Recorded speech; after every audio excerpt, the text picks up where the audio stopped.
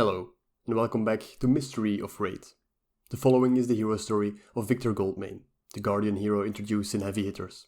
As always, this story is a property of Legend Story Studios, and I'm here just to narrate it. You can always find the written story at the Flesh and Blood TCG website, or through the link in the description. But now, please, enjoy the Victor hero story. From the moment Victor drew his first breath, it was already clear that he was destined for greatness. Born into a world of privilege and entitlement, where devotion was as ordinary as the air he breathed, Victor was showered with praise and adoration from those around him. From his earliest days, he displayed an uncanny knack for winning, effortlessly outshining his peers in every endeavor he undertook. With each victory, Victor's ego swelled to unimaginable proportions, fueled by the constant stream of accolades and applause that followed in his wake.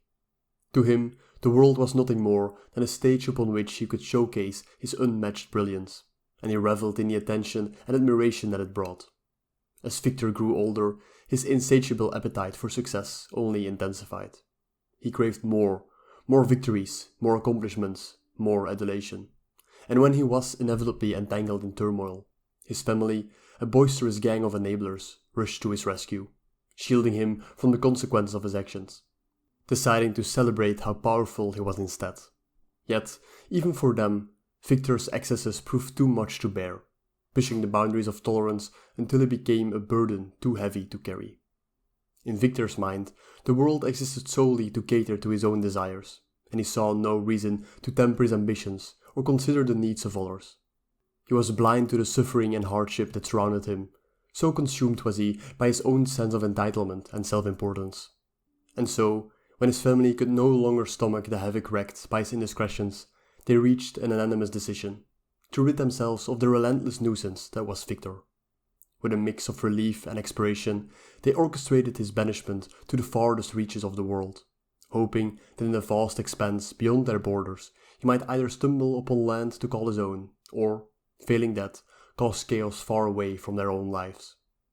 But far from learning from his mistakes, Victor saw his exile as an opportunity, a chance to conquer new lands and assert his dominance over those he deemed lesser than himself. To him, it was not a punishment, but a grand adventure, a chance to prove to the world just how dominant he truly was.